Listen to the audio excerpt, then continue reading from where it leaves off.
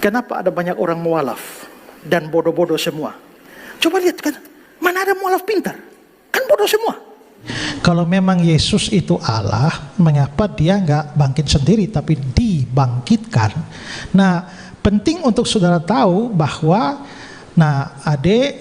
saya kira adik ya baca ayat itu bagus, tapi lebih bagus lagi kalau adik baca seluruh Alkitab.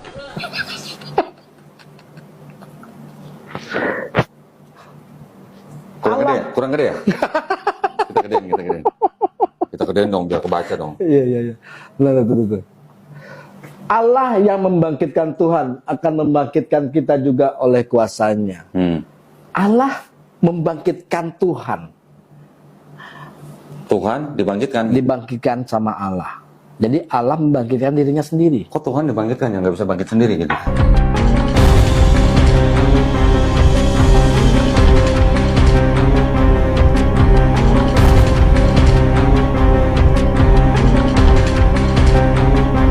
Assalamualaikum warahmatullahi wabarakatuh. Sahabat beriman, berjumpa kembali di Bintang Mu'allaf Channel. Mudah-mudahan kita semua selalu sehat walafiat di dalam lindungan Allah Subhanahu wa ta'ala. Salam satu Tuhan, Allahu Akbar. Sahabat, sesuai dengan janji saya di awal, kita akan tampilkan argumen dari para mu'allaf. Satu persatu para mu'allaf akan kita tampilkan untuk membantah, untuk menjawab ataupun untuk menanggapi tuduhan dan fitnahan dari pendeta Esra Soru yang menuduh kepada semua para mu'alaf dituduhnya bodoh. Seperti biasa, kita akan tampilkan tuduhan dan fitnahan dari Esra Soru tersebut, dan kesempatan kali ini yang akan kita tampilkan adalah mu'alaf Andre, atau yang punya channel YouTube Mu'allaf Prince Channel, yang mana topik yang dibahas kali ini oleh pendeta Esra Soru, kalau Yesus itu Tuhan, kenapa Yesus dibangkitkan? Kenapa Yesus tidak bisa bangkit sendiri? Nah sahabat, mari kita simak videonya. Kenapa ada banyak orang mualaf dan bodoh-bodoh semua? Coba lihat kan, mana ada mualaf pintar? Kan bodoh semua. Coba lihat kan, mana ada mualaf pintar? Kan bodoh semua. Kalau memang Yesus itu Allah, mengapa dia nggak bangkit sendiri tapi dibangkitkan? Nah, penting untuk saudara tahu bahwa, saya kira adik ya baca ayat itu bagus, tapi lebih bagus lagi kalau adik baca seluruh Alkitab.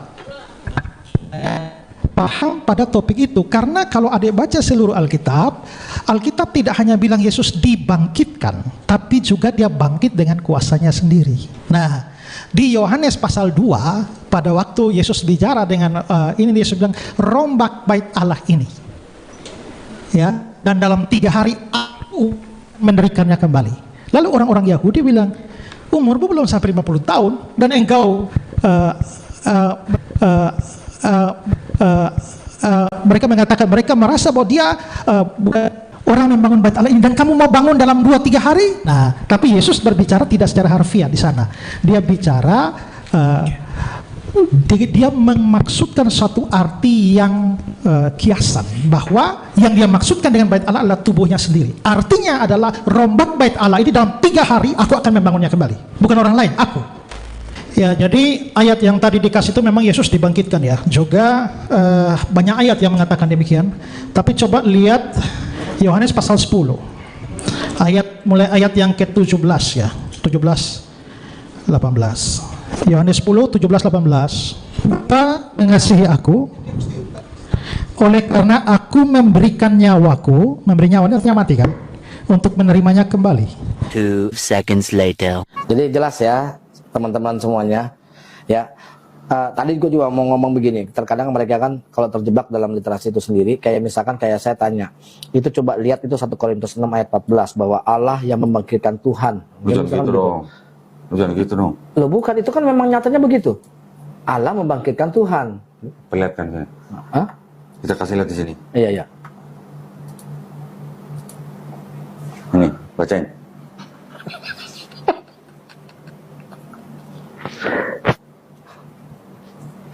Kurang gede ya?